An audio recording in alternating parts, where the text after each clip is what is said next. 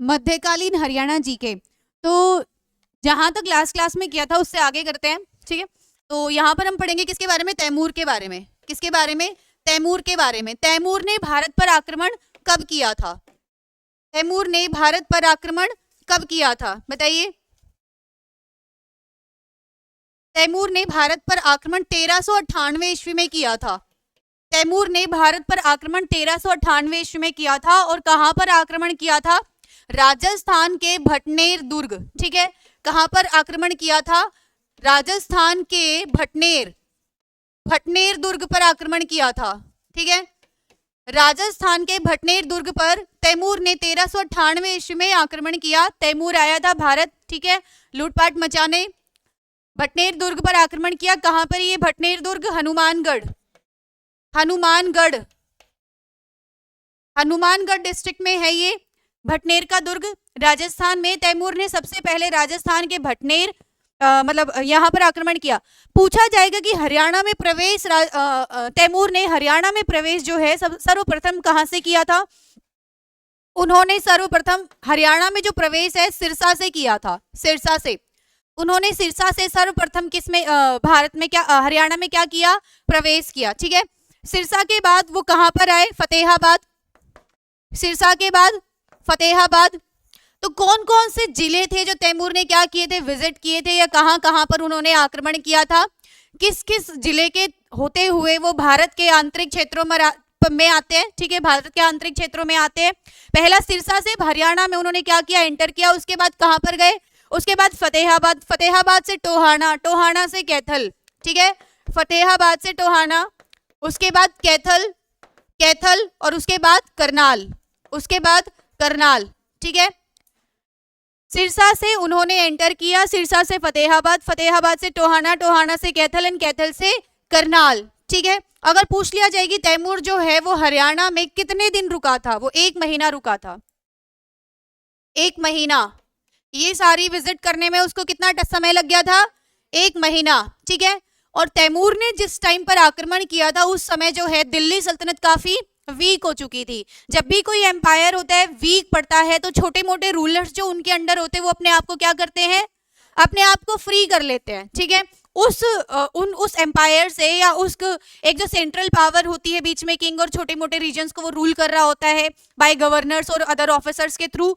तो क्या करते हैं, जब सेंटर वीक होता है तो जितने भी छोटे मोटे क्षेत्र जो है, जितने भी छोटे मोटे रीजन जो है जहां पर छोटे छोटे किंग या छोटे छोटे क्या होते हैं, गवर्नर है, ऑफिसर है, वो अपने आप को क्या कर लेते हैं? उस मेजर पावर से, उस बड़े एम्पायर से अपने आप को क्या कर लेते हैं? अलग कर लेते हैं। सपोज आज का सेंटर क्या है? स्ट्रॉन्ग है, हमारे सेंटर स्ट्रॉन्ग है। अगर हमारा सेंटर ही वीक हो जाएगा, जो हमारे सेंटर में जो ये रूलर है, प्राइम मिनिस्टर है, प्रेसिडेंट, अगर ये वीक होंगे तो जैसे छोटे मोटे राज्य जो है वो अपने आप क्या करेंगे? अलग होने की डिमांड रखेंगे। जैसे नागालैंड में डिमांड हो रही है ग्रेटर नागालैंड की, ठीक है, इधर पंजाब वाले रीजन में खालिस्तान की, और भी बहुत सारे नॉर्थ ईस्टर्न रीजन है या साउथ में जो रीजन है वो अपने आप को क्या करते हैं? अलग होने की मांग रख रहे हैं। लेकिन हमारा सेंटर क्या है? स्ट्रॉन्ग है, ये अलग नहीं हो सकते हैं। तो जैसे ही दिल्ली सल्तनत जो है वीक पड़ती है, यहाँ पर छोटे मोटे रूलर्स क्या होते हैं? अपने आप को सेपरेट या अपने आप को अलग घोषित कर लेते हैं, ठीक है, अलग घोषित कर लेते हैं। और वो कौन कौन से होते हैं? लिखो। मेवात में बहादुर खां, मेवात में बहादुर खां, कहुआ खां, बहादुर हसन, बहादुर हसन, कहुआ खां, कहुआ खां, ये अपने आप को दिल्ली सल्तनत से क्या कर लेते हैं? अलग कर लेते हैं, ठीक है। मेवात में बहादुर हसन, कहुआ खां, ठीक है। मोहन सिंह मंडार, मोहन सिंह मंडार, कलायत में, कलायत में, कलायत में मोहन सिंह मंडार, मोहन सिंह मंडार, ठीक है। तो आपसे पूछा जाएगा कि तैमूर भारत कब आया? 1398 में आया। सबसे पहले उसने कहां पर आक्रमण किया? भारत की बात करें, राजस्थान के भटनेर दुर्ग में, ठीक है। दूसरा, हरियाणा में उसने प्रवेश कहां से किया? सिरसा से किया। सिरसा के बाद वो कहां पर गया? फतेहाबाद। फतेहाबाद से टोहाना, टोहाना से कैथल, और कैथल से करनाल, करनाल। टोटल कितना टाइम उसने हरियाणा में बिताया? 1 महीना रुका था, ठीक है, 1 महीना रुका था। और जिस टाइम उन्होंने आक्रमण किया तो यहाँ पर आक्रमण उसका जो सक्सेसफुल रहा, क्यों रहा? क्योंकि हमारा सेंटर या दिल्ली सल्तनत जो थी वो काफी वीक पोजीशन पर थी, इसीलिए बाहर से कोई आक्रमण कर पाया। अगर ये लोग अपने आप में स्ट्रांग होते तो क्या बाहर से कोई आक्रमण कर पाएगा? नहीं कर पाएगा ना। ठीक है, तो यहाँ पर इस जो दिल्ली सल्तनत वीक थी, तो कौन कौन से रीजन में कौन कौन से रूलर थे जिन्होंने अपने आप को स्वतंत्र घोषित कर लिया था? मेवात में बहादुर हसन, कौआ खां, कलायत में मोहन सिंह मंडार। ठीक है, और इसी के बाद क्या होता है, इसी के बाद यहाँ पर ये एक छोटा सा टॉपिक था मिडाइवल में, ठीक है, तुगलक के टाइम पीरियड के वहां पर समवेयर कहीं बीच में। ठीक है, उसके बाद कौन सी डायनेस्टी की शुरुआत होती है? यहाँ पर लोधी डायनेस्टी की। लोधी डायनेस्टी सीक्वेंस करवाया था आपको लास्ट क्लास में, कौन कौन सी dynasty? Slave, Khilji, Tughlaq, Sayyid and Lodi. Slave, Khilji, Tughlaq, Sayyid and Lodi. तो ये लास्ट डायनेस्टी है दिल्ली सल्तनत की। इसी डायनेस्टी के बाद यहाँ पर दिल्ली सल्तनत का क्या होता है? रूल क्या होता है? शासन क्या होता है? खत्म हो जाता है। ठीक है, देखेंगे कैसे खत्म हो जाता है। लोधी डायनेस्टी या लोधी वंश की शुरुआत होती है। लोधी वंश की स्थापना किसने की थी? Establish by Bahlol Lodhi. किसने की थी? बहलोल लोधी ने। लोधी वंश की शुरुआत जो है, इसके संस्थापक जो है वो कौन थे? बहलोल लोधी। ठीक है, याद रखना कि जैसे ही लोधी वंश की स्थापना होती है, इसी के समय हिसार में क्या हो रहे होते हैं? काफी विद्रोह हो रहे होते हैं। ठीक है, हिसार में क्या हो रहे होते हैं? विद्रोह। हिसार विद्रोह जो है किस शासक के समय पर होता है? हिसार विद्रोह लोधी वंश की जब बहलोल लोधी जो है लोधी वंश को स्थापित करते हैं, उस टाइम पर क्या चल रहे होते हैं? हिसार में विद्रोह चल रहे होते हैं। और इस हिसार विद्रोह के नेतृत्वकर्ता कौन है? यानी कि इसकी लीडरशिप किसके हाथ में होती है? इसकी लीडरशिप किसके हाथ में होती है? नेतृत्वकर्ता या इसकी लीडरशिप होती है मुक्ति ततार यूसुफ। ठीक है, याद रखिएगा, बहलोल लोधी के समय हिसार विद्रोह जो होता है, उस विद्रोह की लीडरशिप जो है, उसकी नेतृत्वकर्ता जो है किसके हाथ में होता है? लिखो,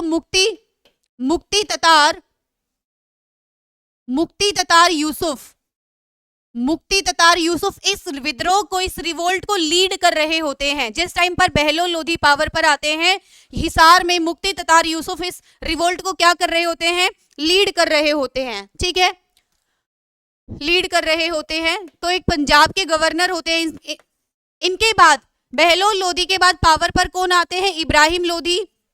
कौन आते हैं? इब्राहिम लोधी कहां पर? इनकी इब्राहिम लोधी की गद्दी कहां पर होती है? दिल्ली पर। ठीक है, उसी टाइम पंजाब के गवर्नर कौन होते हैं? दौलत खान लोधी। इनके अंकल दौलत खान लोधी। अब दौलत खान लोधी क्या चाहता है? पावर चाहता है। हर कोई चाहता है पावर। दौलत खान लोधी सोचता है कि मैं पंजाब का गवर्नर क्यों बनूं, मैं तो दिल्ली पर राज करूंगा। ठीक है, मुझे तो वो वाली गद्दी चाहिए। उसी बीच में एक और पर्सन होते हैं, आलम खान भी ये सोचते हैं कि मैं इब्राहिम लोधी से क्या करूं? दिल्ली की पावर को छीन कर मैं दिल्ली को कैप्चर कर लूं। ठीक है, तो आलम खान क्या करते हैं? ये इब्राहिम लोधी से युद्ध लड़ते हैं। इब्राहिम लोधी के साथ क्या करते हैं? ये युद्ध करते हैं। कौन करते हैं? आलम खान। किसके लिए? दिल्ली को कैप्चर करने के लिए। याद रखना, लोधी वंश की शुरुआत है बहलोल लोधी ने की थी। बहलोल लोधी के टाइम पर जो हिसार विद्रोह हुआ था, उसका नेतृत्व किसने किया था? मुक्ति ततार यूसुफ ने किया था। ठीक है, उसके बाद जो है पावर पर कौन आते हैं? इब्राहिम लोधी। उनका कोई इंपॉर्टेंट रोल नहीं है। ठीक है, इब्राहिम लोधी के टाइम पर क्या होता है? पंजाब, इब्राहिम लोधी दिल्ली पर राज कर रहे होते हैं और पंजाब में दौलत खान लोधी इनके अंकल पावर पर होते हैं, गवर्नर होते हैं, पंजाब के गवर्नर। दौलत खान लोधी भी चाहते हैं कि मुझे भी दिल्ली चाहिए। उसी बीच आलम खान चाहते हैं मुझे भी दिल्ली चाहिए। तो दौलत खान क्या सोचते हैं कि मैं बाबर को इनवाइट करूं, ठीक है, ताकि वो आकर इब्राहिम लोधी के साथ युद्ध लड़े। लेकिन उससे बाबर के आने से पहले ही आलम खान क्या करते हैं? वो सोचते हैं कि बाबर अगर यहाँ पर आएगा तो लड़ेगा युद्ध, तो मुझे थोड़ी ना दिल्ली देगा। उससे बाबर के आने से पहले ही मैं क्या करूं? इब्राहिम लोधी से युद्ध लड़ूं और क्या करूं? दिल्ली कैप्चर कर लूं। तो आलम खान लोधी इब्राहिम लोधी से क्या करते हैं? युद्ध लड़ते और हार जाते हैं। आलम खान लोधी से युद्ध लड़ते और हार जाते हैं। और हार के कहाँ भाग जाते हैं? हाँ जी, ये इंद्री भाग जाते हैं। इंद्री कहाँ पर है? ये पानीपत में। तो आलम खान लोधी क्या करते हैं? इंद्री भाग जाते हैं।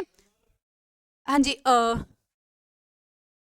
इंद्री करनाल, सॉरी करनाल में है, करनाल में, हाँ जी। तो ये करनाल भाग जाते हैं, इंद्री भाग जाते हैं, ठीक है। उसके बाद क्या होता है कि दौलत खान लोधी और आलम खान लोधी, अब आलम खान लोधी को लगता है कि मैं तो दिल्ली कैप्चर नहीं कर सकता, तो क्यों ना मैं इब्राहिम लोधी के अगेंस्ट इनसे जाकर मिल जाऊं बाबर के साथ। तो आलम खान लोधी, आलम खान क्या करते हैं, दौलत खान लोधी के साथ और बाबर के साथ मिल जाते हैं, किसके अगेंस्ट, इब्राहिम खान लोधी के अगेंस्ट, इब्राहिम खान लोधी के अगेंस्ट। और ये बाबर को इन्वाइट करते हैं इब्राहिम लोधी से युद्ध लड़ने के लिए, ठीक है। तो अब यहाँ पर लड़ाई किसकी होगी, इब्राहिम लोधी की, हाँ जी, पानीपत का युद्ध होगा। इब्राहिम लोधी की लड़ाई होगी, किसके साथ होगी, बाबर के साथ, बाबर के साथ। बाबर के साथ कौन है, आलम खान, आलम खान, और कौन है, दौलत खान,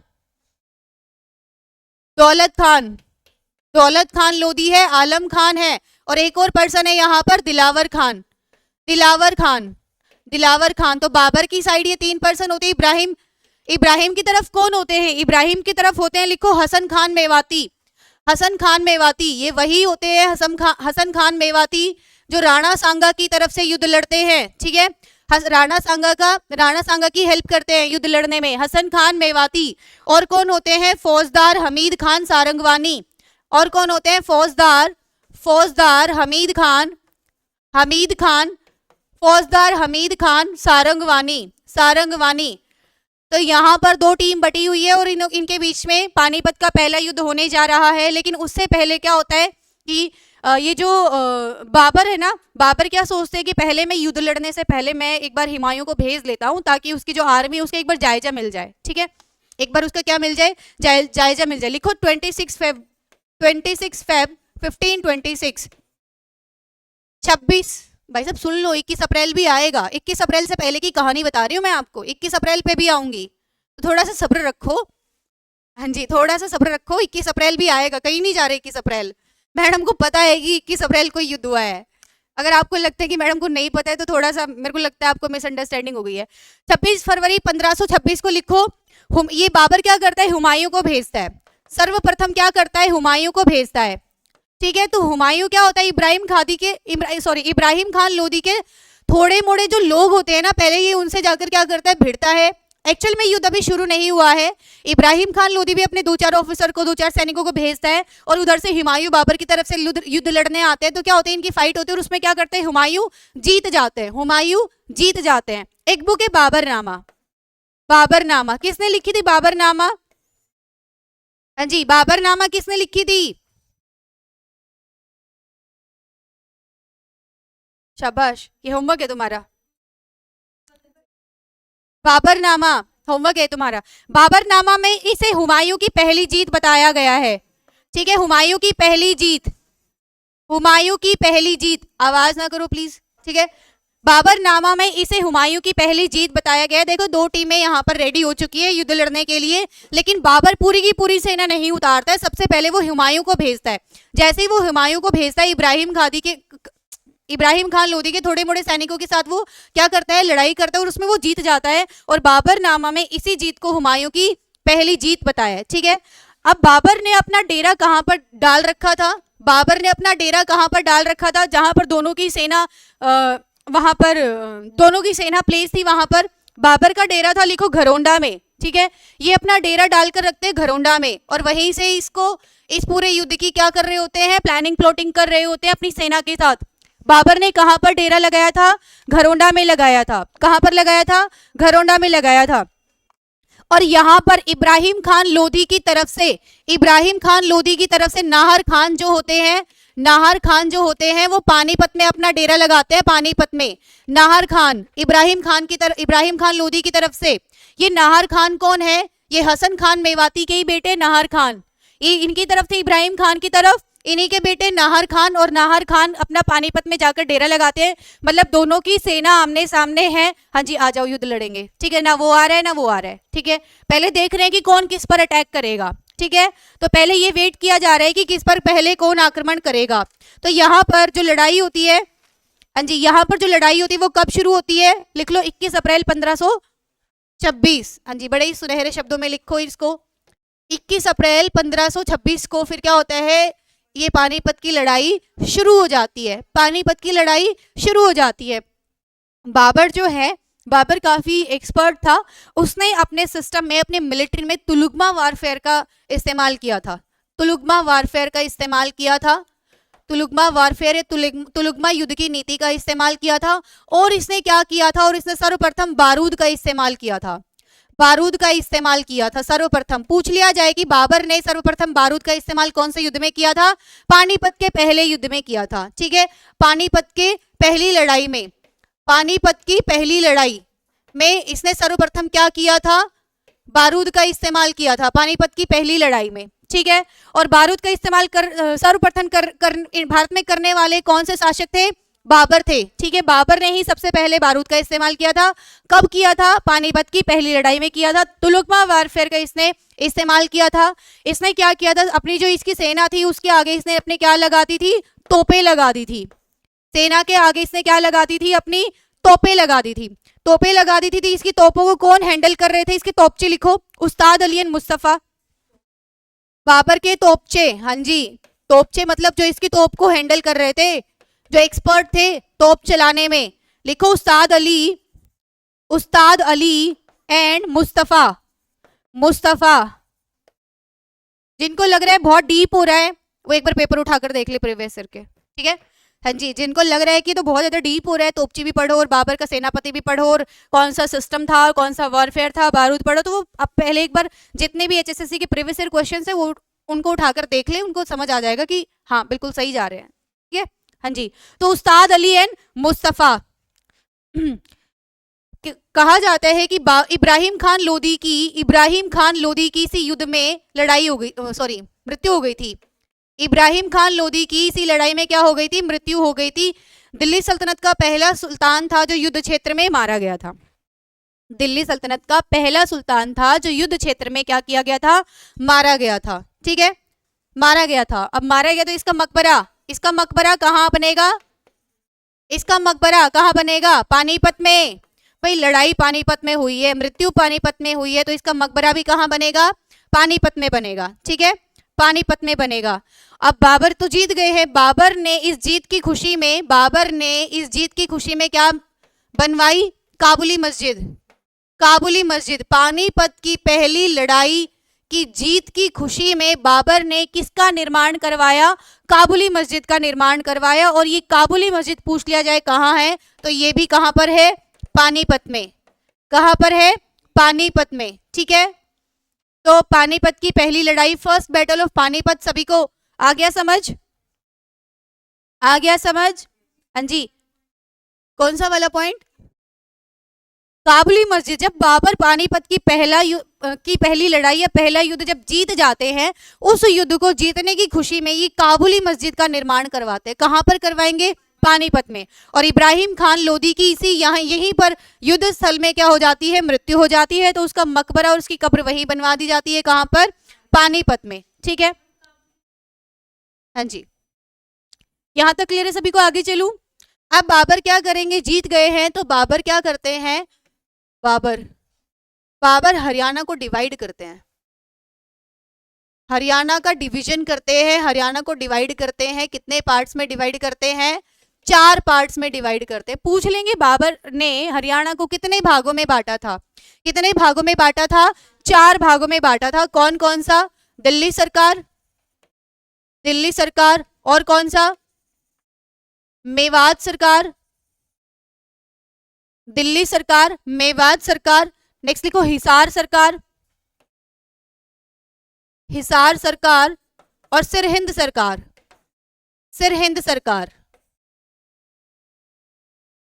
सरकार। बाबर ने हरियाणा को 4 पार्ट्स में डिवाइड कर दिया था, दिल्ली सरकार, मेवात सरकार, हिसार सरकार और सिरहिंद सरकार, ठीक है।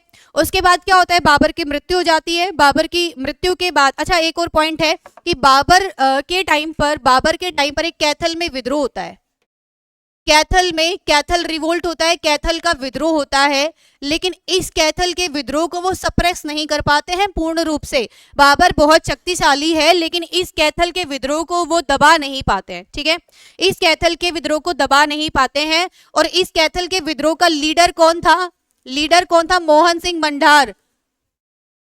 मोहन सिंह मंडार। ये वही मोहन सिंह मंडार है, कौन से, जिन्होंने दिल्ली सल्तनत जब वीक हुई तो कलायत के क्षेत्र से अपने आप को क्या कर लिया था, अलग कर लिया था। ये वही मोहन सिंह मंडार है। और मोहन सिंह मंडार कैथल रिवोल्ट के कौन होते हैं, लीडर होते हैं, ठीक है, लीडर होते हैं। और बाबर के सेनापति इसको हरा नहीं पाते हैं। एक सेनापति तो तारसेन तारसेन क्या होते हैं, उनको पीट कर भगा दिया जाता है। दूसरा भी ज्यादा देर टिक नहीं पाता है, तो बाबर जो है कैथल रिवोल्ट को सप्रेस नहीं कर पाया था। बाद में बाबर की क्या हो जाती है, मृत्यु हो जाती है। बाबर की मृत्यु के बाद पावर पर कौन आएंगे, हुमायूं।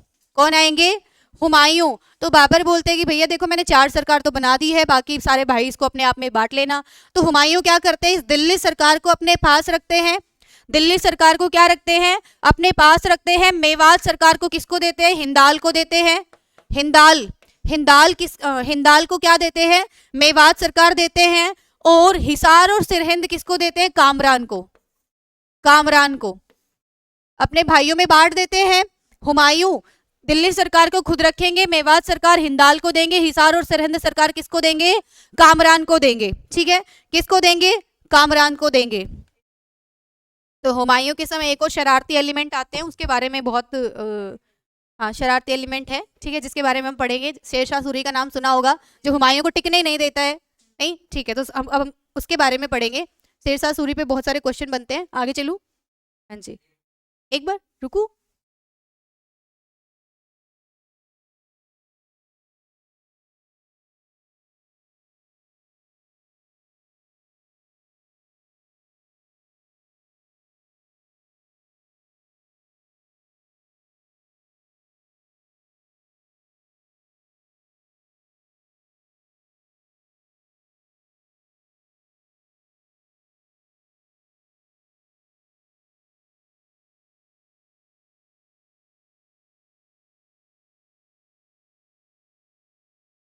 ठीक है, हाँ जी।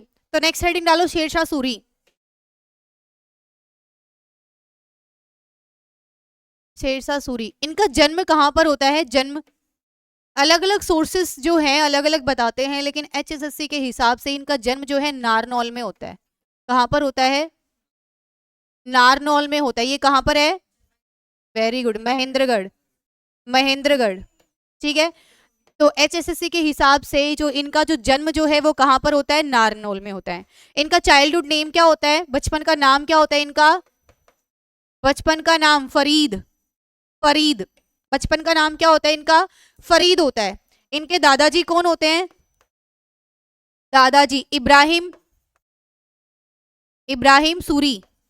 इनके दादाजी होते हैं इब्राहिम सूरी जो होते हैं वो किनके यहाँ पर नौकरी करते हैं, इब्राहिम सूरी जो है जमाल खान, किनके यहाँ, जमाल खान के यहाँ पर नौकरी कर रहे होते हैं। हाँ जी, जमाल खान के यहाँ पर नौकरी कर रहे होते हैं। और जमाल खान जो है इब्राहिम सूरी को नारनौल की जागीर देते हैं। ठीक है, तो इनके बारे में एक थोड़ा सा बैकग्राउंड तैयार कर रहे हैं हम शेरशाह सूरी के बारे में। शेरशाह सूरी का जन्म जो है वो महेंद्रगढ़ में के नारनौल में होता है। इनका बचपन का नाम फरीद है। दादाजी जो है वो इब्राहिम सूरी है। और ये कहाँ से आए हुए होते हैं, अफगानिस्तान से। कहाँ से आते हैं ये, अफगानिस्तान से आते हैं। और यहाँ पर जमाल खान जो है, जमाल खान के यहाँ पर क्या करते हैं, ये नौकरी कर रहे होते हैं। जमाल खान के यहाँ, जमाल खान भाई नौकरी कर रहे हो तो जमाल खान क्या करेंगे, इस इब्राहिम सूरी को नारनौल की जागीर देंगे। किसकी, नारनौल की जागीर जमाल खान किसको देंगे, इब्राहिम सूरी को। इब्राहिम सूरी का बेटा होता है हसन खान।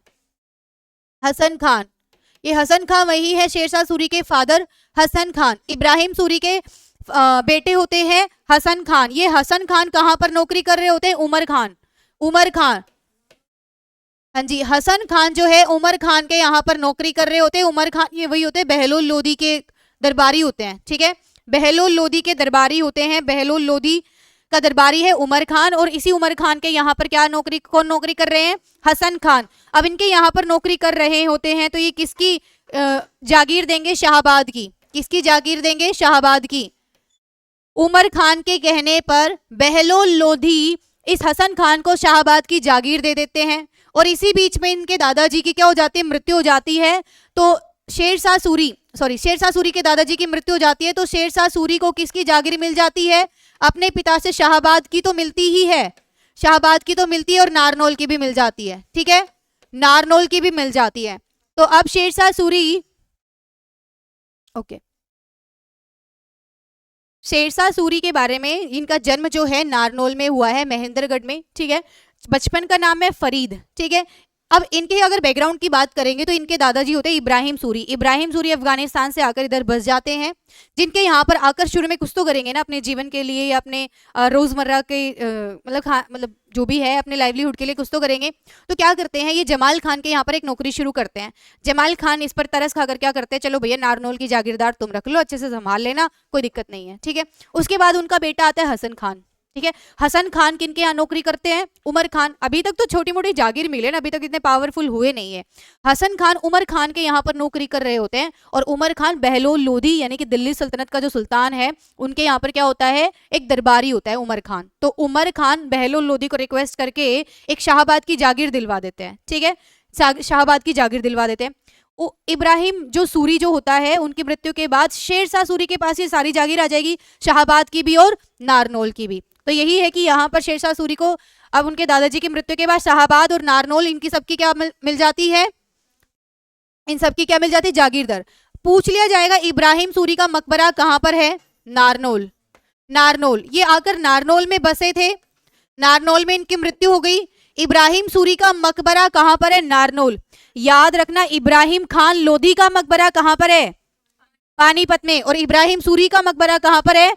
नारनौल में, ठीक है। इब्राहिम सूरी का मकबरा नारनौल में है, नारनौल में है। तो यहां पर जो है शेरशाह सूरी के एडमिनिस्ट्रेशन की बात करेंगे, शेरशाह सूरी के एडमिनिस्ट्रेशन की बात करेंगे तो एडमिनिस्ट्रेशन को इसने दो पार्ट्स में डिवाइड किया हुआ था। एडमिनिस्ट्रेशन को इसने दो पार्ट्स में डिवाइड किया हुआ था। एक पार्ट जो है वो कौन संभालते थे? सिकदर ए सिकदरन, दो ऑफिसर होते थे जो इसके प्रशासन को संभालते थे। हर एक प्रांत को इसने दो पार्ट में डिवाइड किया था, और उस दो पार्ट के दो ऑफिसर थे, सिकदर ए सिकदरन और मुंसिफ ए मुंसिफन। सिकदर ए सिकदरन और मुंसिफ ए मुंसिफन। इतना याद रखना, सिकदर ए सिकदरन का काम क्या था? लॉ एंड ऑर्डर को मेंटेन करना, लॉ एंड ऑर्डर को मेंटेन करना, शांति बनाए रखना, कानून व्यवस्था देखते रहना, लॉ एंड ऑर्डर को मेंटेन करना। इसका काम था फाइनेंशियल मैटर देखना, फाइनेंशियल मैटर जिसको बोला जाता है दीवानी मैटर्स जो है, दीवानी मैटर्स जो है, इनको देखने का काम किसका था? दीवानी मैटर का काम था मुंसिफ मुंसिफन। और सिकदर सिकदरन का काम क्या था? लॉ एंड ऑर्डर को मेंटेन करना, ठीक है, लॉ एंड ऑर्डर को मेंटेन करना। और अगर बात करें कि शेरशाह सूरी का क्या योगदान है, आपको पता ही होगा, जीटी रोड का निर्माण इन्होंने ही करवाया था, ग्रैंड ट्रंक रोड, ठीक है, ग्रैंड ट्रंक रोड का निर्माण किसने करवाया था? शेरशाह सूरी ने करवाया था। और इन्होंने बहुत सारी सराइज भी बनवाई थी, सराय, ट्रेवलर्स के लिए जो रेस्टिंग प्लेस होता है ना, सराय, जगह जगह पर, वहां पर एक धर्मशाला टाइप की, जहां पर जो ट्रेवलर होते हैं, यात्री होते हैं, वहां पर रुक सकते हैं, रेस्ट कर सकते हैं, सराय बनवाई। और इन्होंने क्या बनवाया था शेरशाह सूरी ने लिखो, रोहतासगढ़ का किला बनवाया था दिल्ली में। वैसे तो ये हरियाणा जीके से बाहर है, लेकिन फिर भी इंपॉर्टेंट क्वेश्चन बनता है, यहाँ पर साइड में नोट डाल के लिख लो। रोहतासगढ़ का किला क्या बनवाया था? रोहतासगढ़ का किला बनवाया था, रोहतासगढ़ का किला बनवाया था दिल्ली में शेरशाह सूरी ने। और इन्होंने क्या बनवाई थी? कोश मीनार बनवाई थी, बहुत सारी कोश मीनार भी बनवाई थी, रोड के किनारे किनारे कोश मीनार। और ऐसी ही एक कोश मीनार कहां पर उपस्थित है? कोहांड गांव में। ऐसी ही एक कोश मीनार जो है पानीपत के कोहांड गांव में, ठीक है, ऐसी ही एक कोश मीनार जो है पानीपत के कोहांड गांव में है, पानीपत के कोहांड गांव में है, याद रहेगा। पानीपत के कोहांड गांव में कोश मीनार है जो शेरशाह सूरी ने बनवाई थी, बहुत सारी सराय बनवाई थी, रोहतासगढ़ का किला बनवाया था, ग्रैंड ट्रंक रोड इन्होंने ही बनवाई थी, ठीक है। अगर इनकी मृत्यु की बात करें तो 1545 में इनकी मृत्यु हो जाती है। अलग अलग सोर्सेस से अलग अलग जानकारियां मिलती है कि इनकी मृत्यु कैसे हुई थी। कहा जाता है कि जो बारूद की सुरंग थी उसमें विस्फोट हो गया था। कहा जाता है कि ये तोप के पास खड़े थे, गोला आकर इन पर लगा और ये पीछे दीवार में जाकर मतलब इनकी मृत्यु हो गई थी।